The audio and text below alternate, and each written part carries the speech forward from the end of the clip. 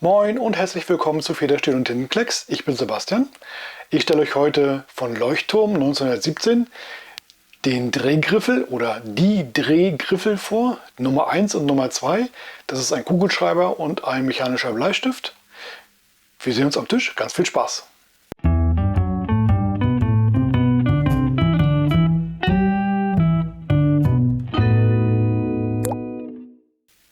Wie im Intro schon gesagt, Drehgriffel. Die kommen in dieser schönen Verpackung, wie ich finde. Sehr ansprechend gestaltet, in so einer Dreiecksform. Ich zeige euch hier mal stellvertretend den Bleistift. Den erkennt man eigentlich so jetzt auf dem Bild nicht. Aber ich zeige euch gleich die Unterschiede. Das ist der Kugelschreiber. Auch diese Dreieckpackung. Ja, und hier steht dann drauf Drehgriffel Nummer 1 und Drehgriffel Nummer 2. Hier ist dann auch nochmal die Bezeichnung drauf. Die Farbe Stone Blue, Bleistift 0,7 mm.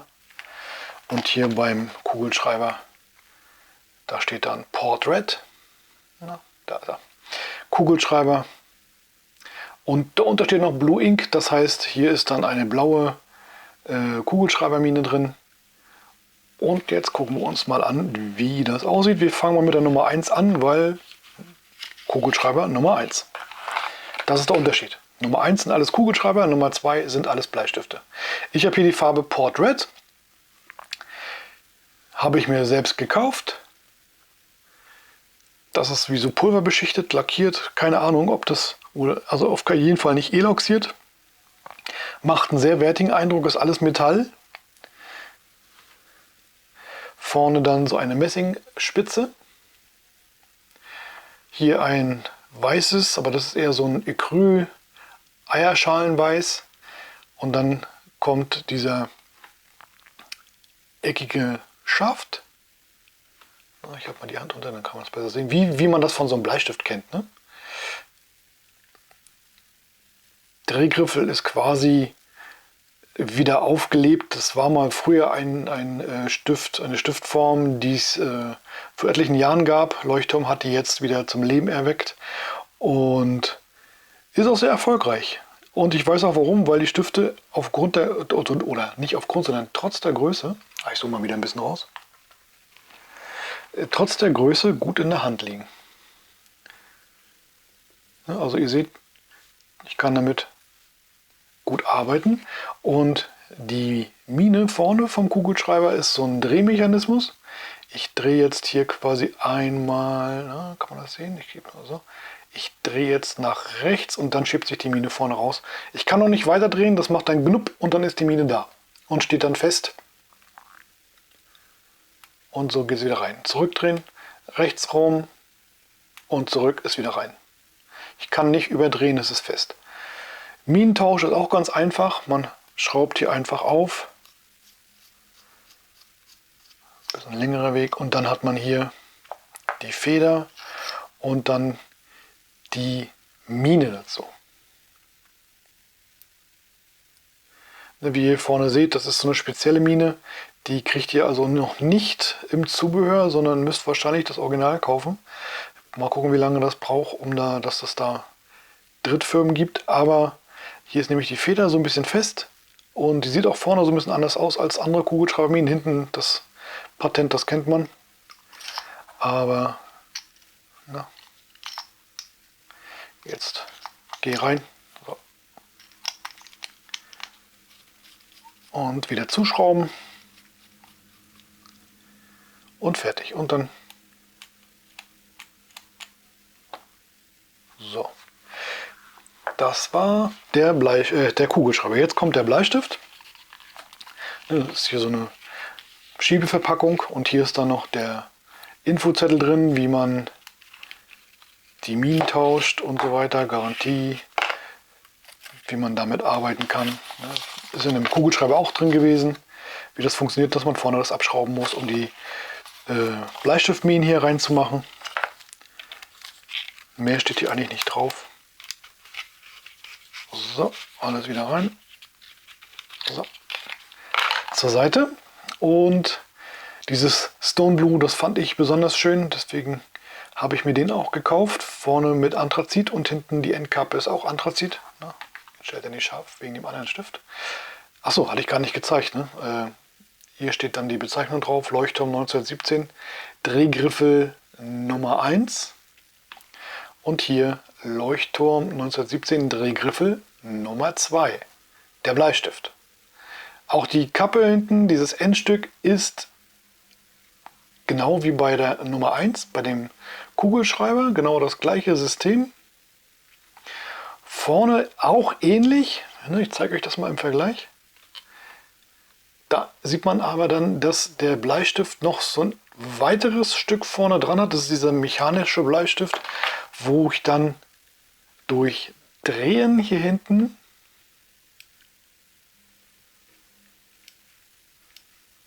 also ich klicke immer rüber und dann drehe ich wieder zurück, das ist wie so eine Feder und ich kriege dann immer, kommt dann immer weiter mit jedem Klick die Mine raus. So, jetzt muss ich die Mine natürlich wieder reinmachen. Vom Druckbleistift hinten kennt man drückt drauf, schiebt die Mine wieder rein mit dem Finger. Hier muss ich allerdings hinten einmal drehen, als wenn ich eine Mine rausschieben will und kann dann, gut, man macht das natürlich nicht so weit im Normalfall, sondern so.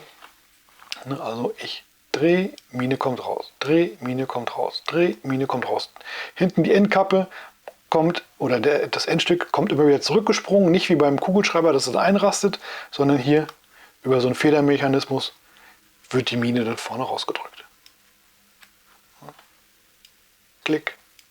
Ich weiß nicht, kann man es hören? Ich gehe mein Mikrofon ein bisschen dichter ran. Und dann kommt die Feder raus. Ich kann jetzt nicht zurückdrehen wie beim Kugelschreiber, um die Mine wieder reinzuholen. Ich muss noch einmal rausdrehen und dann ist die Bremse quasi geöffnet, der Halter, und ich kann die Mine wieder reinschieben. Ist hier 07 von der Bleistiftmine und ich kann die auch ganz normal, wie beim Kugelschreiber hier vorne eben gezeigt, aufschrauben und habe dann hier die Möglichkeit, die Minen zu ersetzen. Und hier ist dann dieser Mechanismus. Also hier ist dann der Drückmechanismus, ne, was ich hinten dann quasi über eine Umlenkung per Drehen mache und nicht per Druck. Das ist der Unterschied. Zack. Die Farbe finde ich sehr schön, die Rute natürlich auch, aber die Kombination finde ich super. Da gibt es ganz viele Farbkombinationen, da gibt es Bauhausstil, da gibt es wahnsinnig viele Möglichkeiten und es ist ja quasi schier unmöglich, alle Farben der Welt aufzuzählen, aber Leuchtturm hat da, glaube ich, ganz großen Erfolg mit den Stiften, weil die sind wirklich toll. Also die liegen schön in der Hand, das Metall wird auch schnell warm und das ist so ein bisschen wie, ja, ich denke mal, das ist pulverbeschichtet und nicht lackiert, weil sich es halt so auch so matt anfühlt. Der rote hier ist ein bisschen glatter, aber der blaue ist so wie mattiert. So, ihr wollt bestimmt sehen, wie man damit schreibt oder wie das aussieht. Ist das natürlich jetzt kein Füller, aber ein blauer Kugelschreiber schreibt, wisst ihr natürlich auch. Aber trotz alledem zeige ich euch mal schnell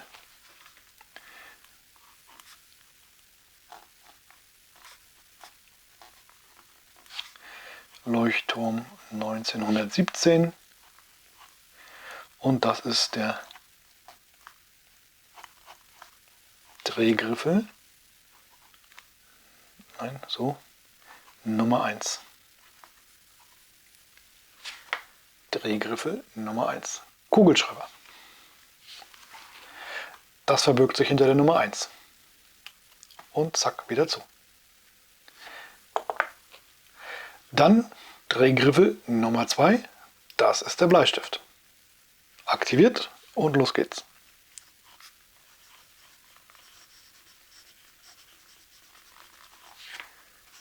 (1917) Drehgriffel Nummer 2. Da kann man sicherlich auch bei den Bleistiftminenhärten auch andere reinmachen. Ich weiß jetzt nicht, was hier drin ist. War das auf der Packung drauf? Ich gucke mal fix. Ja, HB. Also die, ich sag mal, HB ist die Universalhärte bei den Minen. Ich denke mal, da kriegt man bestimmt auch andere zu kaufen. Das entzieht sich jetzt meiner Erkenntnis. Aber ich komme mit HB sehr gut zurecht und das ist so universal. Ja, ich freue mich. Die sind klein. Ich kann ja mal den Vergleich zeichnen. Ich habe hier einen normalen Kugelschreiber von Stabilo. Das ist der Pointball. Und ich mache mal Mine an Mine, damit ihr ungefähr einen Größenvergleich habt. Also die sind doch relativ klein, aber von der Länge her optimal. Passen super in kleine Federtaschen. Ne, da gibt es von Kaweco diese kleinen Taschen, wo die AL Sport reinkommen. Und da passen die super zu. Machen vom Retro-Charakter natürlich mit dem Kaweco Sport natürlich auch einiges her. Gut, das soll es gewesen sein. Eine Kurzvorstellung vom Drehgriffel. Schreibt in die Kommentare, ob ihr auch einen habt. Welche Farben ihr am liebsten mögt von den Stiften. Wie gesagt, mir gefällt der blau-schwarze am besten. Ja. Ob euch der vielleicht zu teuer ist, weil die kosten nämlich 25 Euro. 24,90 Euro war das bei mir. Ob ihr dann lieber doch auf so einen Kugelschreiber zurückgreift, wenn ihr mal mit Kugelschreiber schreiben müsst oder mit einem Bleistift. Was habt ihr für Kugelschreiber? Da gibt es ja auch einige tolle Sachen. Schreibt in die Kommentare, was ihr nutzt. Neben dem Füller. Was für Bleistifte, was für andere Geräte für die Arbeit, wenn ihr nicht mit Füller schreiben dürft. Ja, drückt uns, wir drücken euch. Wir drücken uns jetzt auch. Bis nächsten Montag. Tschüss.